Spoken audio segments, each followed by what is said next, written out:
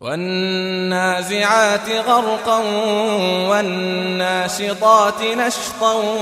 والسابحات سبحا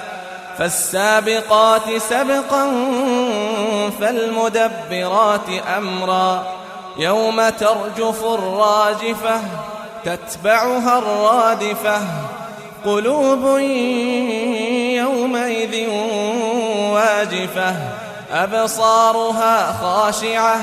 يقولون أئنا لمردودون في الحافرة أئذا كنا عظاما نخرة قالوا تلك إذا كرة خاسرة فإنما هي زجرة واحدة فإذا هم بالساهرة هل أتاك حديث موسى إذ ناداه ربه بالوادي المقدس طوى اذهب إلى فرعون إنه طغى فقل هل لك إلى أن تزكى وأهديك إلى ربك فتخشى فأراه الآية الكبرى فكذب وعصى ثم أدبر يسعى فحشر فنادى فقال أنا ربكم الأعلى فأخذه الله نكال الآخرة والأولى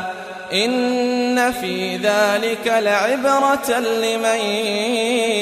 يخشى أأنتم أشد خلقا أم السماء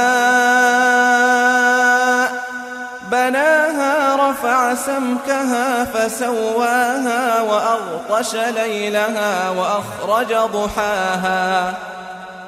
والأرض بعد ذلك دحاها أخرج منها ماءها ومرعاها والجبال أرساها متاعا لكم ولأنعامكم فإذا جاءت الطامة الكبرى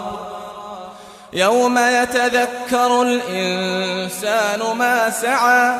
وبرزت الجحيم لمن يرى فأما من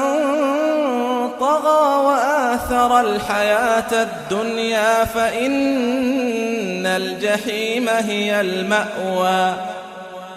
وأما من خاف مقام ربه ونهى النفس عن الهوى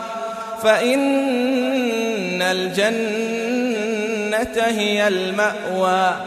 يسألونك عن الساعة أيان مرساها فيم أنت من ذكراها إلى ربك منتهاها إنما أنت منذر من يخشاها كأنهم يوم يرونها لم يلبثوا إلا عشية أو ضحاها.